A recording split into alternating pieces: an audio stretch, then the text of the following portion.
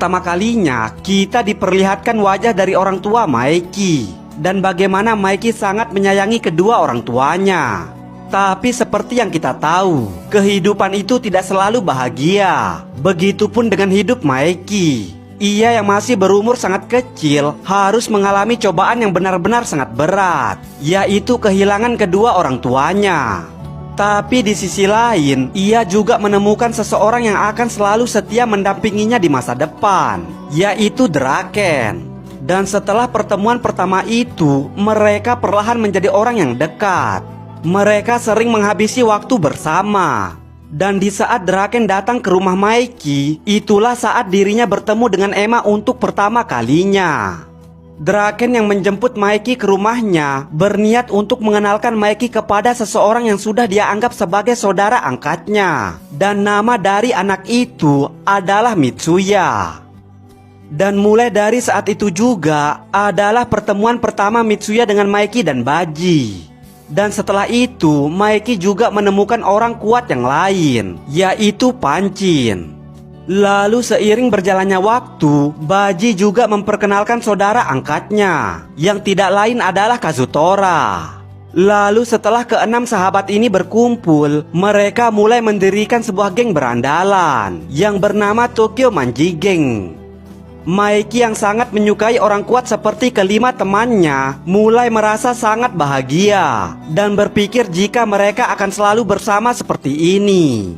Tapi sayangnya persahabatan mereka mulai mengalami keretakan karena pada kejadian malam ulang tahun Maeki, dirinya mendapati kejadian yang tidak pernah ia duga sebelumnya.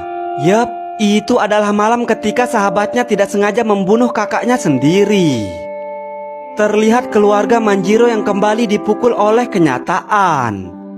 Emma yang tidak bisa menahan kesedihannya hanya bisa menangis sambil terus berteriak, "Bangun Shinjiro, bangun, bangun.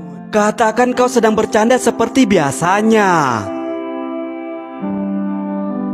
Maeki yang kembali mencoba menahan perasaannya ternyata masih tidak mampu. Dirinya kembali menangis melihat orang yang ia sayangi pergi untuk selamanya. Lalu mulai dari kejadian itu, dirinya mempunyai sebuah tekad, yaitu membangun sebuah geng berandalan nomor 1 di Jepang. Draken, Mitsuya, dan Pancin yang mendengar mimpi sahabatnya seperti biasa akan selalu mendukung Maeki apapun yang terjadi. Lalu sedikit demi sedikit, Maeki kembali mencari orang-orang yang memiliki kekuatan di atas rata-rata. Ia bertarung melawan Smiley dan Angry dan membuat mereka menjadi bagian dari Toman. Lalu melihat potensi dari Pean, Hakai, dan juga Chipuyu. Dan di saat dirinya mengalahkan geng Black Dragon, dirinya juga merekrut Muto menjadi bagian dari Toman. Lalu melihat Toman yang sedikit demi sedikit menjadi sebuah geng besar, Maeki pun kembali memiliki mimpi yang jauh lebih besar daripada sebelumnya, yaitu menjadi berandalan terbesar di seluruh dunia. Draken yang mendengar mimpi dari sahabatnya kemudian tersenyum mengatakan, "Iya, tahun ini ayo kita ambil alih seluruh dunia." Namun beberapa hari kemudian muncul dua orang yang mengubah pikirannya, yaitu Takemichi dan Kisaki.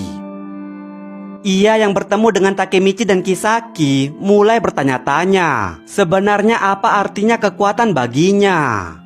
Namun jika kalian memperhatikan wajah karakter baru ini, dia begitu sangat unik. Dia memiliki wajah yang sekilas seperti Imaushi Wakasa, lalu dengan rambut yang seperti Izana Kurokawa. Dan yang terakhir, dia juga memiliki sebuah tato naga di lehernya yang membuatnya sangat mirip dengan Kazutora. Dia ternyata bersekolah di tempat yang sama dengan Baji dan Chipuyu. Bahkan di beberapa spoilernya, dia pernah terlibat perkelahian dengan anggota geng. Dan dia juga pernah menyelamatkan Chipuyu. Bahkan dia juga pernah dipukul oleh Chipuyu. Namun dia hanya menanggapinya dengan sangat santai mengatakan jika dirinya sudah lama tidak merasakan sebuah pukulan dari seseorang, yang artinya orang ini benar-benar sangat kuat. Lalu pada bocoran yang lain, terlihat dirinya dengan santainya memasuki markas anggota geng sendirian, tanpa rasa takut sekalipun. Yang ternyata orang ini adalah wakil kapten divisi 1 Toman, sebelum Cipuyu menjadi anggota Toman. Lalu pertanyaan besarnya, kemana sebenarnya orang ini? Kenapa selama ini kita tidak pernah melihatnya?